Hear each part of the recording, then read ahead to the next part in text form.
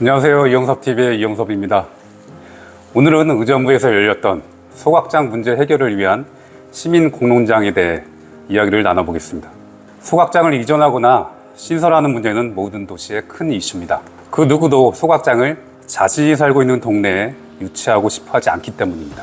소각장을 환영한다고 할 수도 없고 소각장을 반대한다고 비판할 수도 없습니다.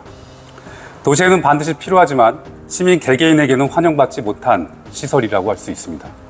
서울시가 지난해 8월 소각장 후보지로 상암동 부지를 선정해 마포구 주민들이 큰 반발이 있었는데요. 순천에서도 최근에 비슷한 문제가 있었습니다. 의정부시도 소각장 문제에서 자유롭지 못한 것이 현실이었습니다. 하지만 의정부시 시민들과 의정부시는 문제를 해결하는 방식이 매우 달랐습니다. 의정부시는 시민들의 집단 지성을 믿고 시민들과 함께 문제를 풀어가기로 결정했습니다. 의정부시는 우선 소각장과 관련된 현안에 대해 문제점을 파악하고 데이터를 모았습니다. 이후 관련 전문가 논의를 숙성한 이후에 최종적인 결정을 위해 자발적으로 조직된 시민공론장을 열었습니다. 의정부 소각장 문제 해결을 위한 시민공론장은 7월 1일부터 3주간 매주 토요일마다 열렸습니다. 권역별 15명씩 총 60명의 시민으로 구성된 시민참여단은 매주 각 논의 주제에 대해 현황과 실태를 파악하고 의정부의 미래를 합리적인 방안으로 결정했습니다.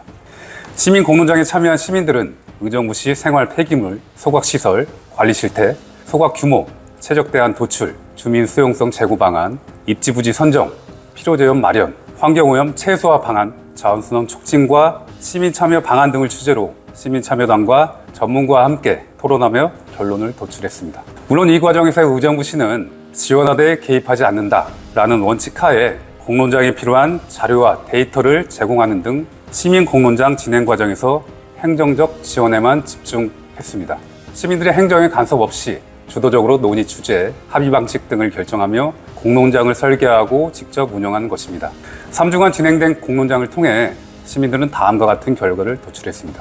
일단 소각시설 규모로 증설이 1안이었고 최적의 대안으로 신규 부지 신설 2안이었는데 2안이 결정되었고 입지부지로 자일동 현 부지가 결정되었습니다.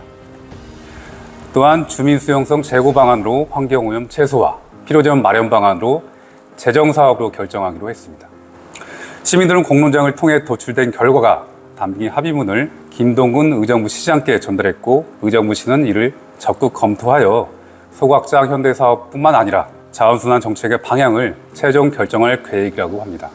의정부시가 성숙한 문제 해결의 모범 사례를 만들었다고 생각합니다. 토요일 오전 10시부터 오후 4시까지 긴 시간 진행된 시민 공론장의 열기는 회를 거듭할수록 뜨거웠고 시민들은 의정부 내 14개 동으로부터 모인 주민들의 입장을 서로 나누며 각자가 처하는 환경에 대해 이해하고 공감하는 시간을 가졌습니다. 시민들끼리 진실된 소통, 시민과 행정의 상호 신뢰를 바탕으로 소각장 문제 해결을 위한 시민 공론장의 성공의 역사를 써내려간 것입니다. 저도 의정부 시민의 한 사람으로 정말 감동했고 함께 만들어주신 분들께 참 감사한 마음이 들었습니다. 앞으로도 의정부시가 당면한 주요 문제들을 시민들과 하나씩 해결하면서 의정부의 새로운 변화를 만들어갔으면 좋겠습니다. 저도 함께 하겠습니다. 고맙습니다. 이영섭TV의 이영섭이었습니다.